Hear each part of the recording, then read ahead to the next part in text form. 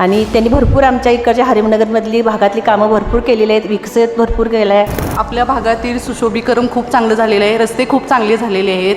म्हणजे एकत्रित जर बघितलं तर भाग खूप सुशोभित केलेला आहे दादांनी. आपल्या भागात शारंग देशमुख दादा तसेच माधवीताई पाटील सक्षम आणि कर्तव्यदक्ष उमेदवार आहेत. ह्या भागातलं महायुतीचं काम जे आहे ते खूप चांगल्या पद्धतीनं आहे. केंद्रात महायुतीचं सरकार आहे, राज्यात महायुतीचं सरकार आहे, तर महानगरपालिकेवर देखील आपल्या महायुतीचं सरकार असावं ही सर्वांचीच इच्छा आहे. पहिले नगरसेवक शारंग देशमुख होते, त्यांनी खूप डेव्हलपमेंट केलेली आहे. इथं सगळे विकासाच्या पलीकडे जे काम आहे, नाव आहे ना, ते शारंग देशमुख.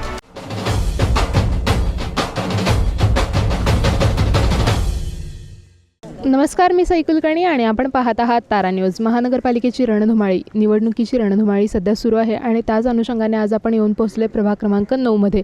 तर नेमका इथे काय प्रकारे विकास झाला आहे, इथे नगरसेवक कसा हवा आहे हे जाणून घेऊया इथल्या नागरिकांकडून. नमस्कार मॅडम, आपल्याला नगरसेवक आता कसा पाहिजे? आमच्याकडे सारंगचा दादा हे सक्षम आधी हे पाहिजेत आणि त्यांनी भरपूर आमच्या इकडच्या हरिमनगरमधली भागातली कामं भरपूर केलेली आहेत, विकसित भरपूर केलं आहे, समाजकार्य भरपूर आमच्यासाठी केलेलं आहे. कधी कोणत्याही गोष्टीला दर्जा इतका उंचावलेला आहे की इतकं प्रभुत्व आहे त्यांचं काम करण्याचं, सगळं भागात वगैरे त्यांचं नावच महत्त्वाचं आहे. हो, लाडकी बहीण योजना चालू केल्यामुळं आम्हाला महिलांना चांगल्या प्रकारे साथ मिळालेली आहे आणि अशीच चालू राहावी. आपल्या भागातील सुशोभीकरण खूप चांगलं झालेलं आहे, रस्ते खूप चांगले झालेले आहेत. म्हणजे एकत्रित जर बघितलं तर भाग खूप सुशोभित केलेला आहे दादांनी. रंकाळ्याचं संवर्धन व्हावं त्यांच्याकडून आणि कधी पण ते येतात सगळे, त्याच्यामुळे काही प्रश्नच नाही आहे सगळ्याचा. आम्ही कधीही फोन करू देत, काहीही करू देत. त्याचा पण विकास व्हायला पाहिजे, कारण आता मुलांना वगैरे उन्हाळा यायला लागला आहे, पोहण्याची सोय व्हायला पाहिजे. म्हणजे आंबाई टँक एकदा झाला ना तयार, तर इथल्या लोकांना सुद्धा उत्साह असेल की तिथं जाण्यासाठी वगैरे, मुलांना सुद्धा पोहायला शिकवण्यासाठी.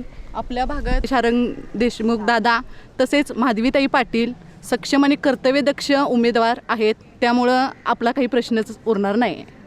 आता महापालिकेवर कोणाची सत्ता आली पाहिजे? महायुतीची सत्ता आली पाहिजे आणि आमचे चारही उमेदवार निवडून आले पाहिजेत. शारंग देशमुख, माधवी पाटील, संगीता सावंत आणि रिंकू उर्फ विजय देसाई या सगळ्यांची आली पाहिजे. आणि त्यामुळं महायुतीची सत्ता आल्यामुळं सगळीकडे विकास होईल, पूर्ण कोल्हापुराचा विकास होईल. हद्दवाढ होणे गरजेचं आहे, तर हद्दवाढ ही व्हायला पाहिजे. आणि शारंगदादांनी जे काम केलेले आत्तापर्यंतचं ते खूप छानच आहे आणि म्हणजे प्रशंसनीय आहे.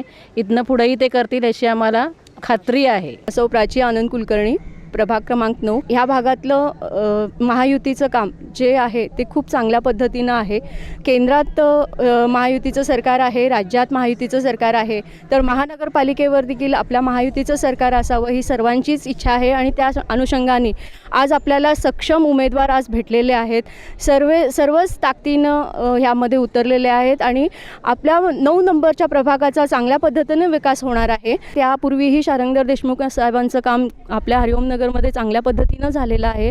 तसंच मी त्यांना ह्या पद्धतीने पण आवाहन करते की रंकाळाचं सुशोभीकरण त्यांनी चांगल्या पद्धतीनं करावं आणि सक्षम उमेदवारांनी चौघांनीही देखील यामध्ये चांगल्या पद्धतीनं लक्ष घालून या उपनगराचा विकास व्हावा.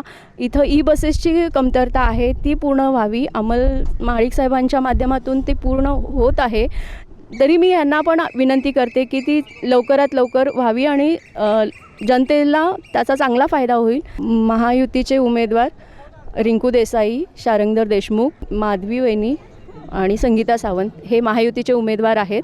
त्यांना भरघोस मतांनी आम्ही पाठिंबा देत आहोत. मी रजनी प्रदीप भुरके, प्रभाग क्रमांक 9मधून बोलते. मी इथं आमचं पहिले नगरसेवक शारंग देशमुख होते, त्यांनी खूप डेव्हलपमेंट केलेली आहे इथं सगळे. आणि कुठल्याही आम्ही कधीही फोन करू देत त्यांना, ते कायम येतात आणि त्यांची माणसं पाठवतात आणि आमचे कामं होतात सगळी. आणि इथं आता त्यांनी ग्राउंडला पण आम्हाला हे केलेलं आहे, निधी उपलब्ध करून देतो म्हणून सांगितलेलं आहे. आम्ही आता इथं ऑक्सिजन पार्क वगैरे केलेलं आहे, ते पण खूप सुंदर झालेलं आहे. आणि गणपतीच्या मंदिराची इथं पण डेव्हलपमेंट झालेलं आहे. आणि आता महापालिकेवर सत्ता कोणाची यावी? आता महायुतीची सत्ता यावी आणि त्या मध्येच आमचं आता योग्य सगळ्यांचं कामं होणार. ती मी आंबाटंगला रहिवासी आहे. इथे आजपर्यंत जेवढी कामं झाल्यात ते आमच्या शारंग देशमुख साहेबांच्या आणि दोस्तीचा विषय आला. आजपर्यंत आम्ही प्रत्येक जणांची दोस्ती केली, पण असा दोस्त भेटणे आता निवडणुका एवढ्या वर्षांनी होणार आहेत. बरोबर महापालिकेवर कोणाची सत्ता आली पाहिजे? महायुतीची सत्ता यायला पाहिजे असं का वाटतं? वाटते. म्हणजे केंद्रात देखील, राज्यात देखील आणि आता आपल्या महानगरपालिकेवर ही येणारच सत्ता. मग आपल्या इथं काय काय विकास झालेला आहे? नगरसेवक आमच्या इथं आमच्या इथं बऱ्यापैकी 80% कामं झाले प्रमाणात आहे. काय आता रोड, गटर, लाईट, पाणी सगळ्या गोष्टी झालेल्याच आहे उपभाग असल्यामुळे. त्यामुळे काय असं हे नाही. आता काय आहे, आमची एक अपेक्षा काय आहे, एक पोलीस डिव्हिजन असावी, नंतर ह्याच्यासाठी नंतर भागात कॅमेरा असावी. जे विकासाच्या पलीकडे जे काम आहे, नाव आहे ना, ते सारंगधर देशमुख. काय नाही असं नाही, सगळे पूर्ण कामं केलेले आहेत. रस्ते, गटर. यानंतर अजून काय अपेक्षा आहेत तुमचं? आत्ता काय अपेक्षा, महायुतीच्या संघ सगळ्या लोकांनी महायुती संघ राहावं आणि जास्तीत जास्त मतांनी निवडून आणावं.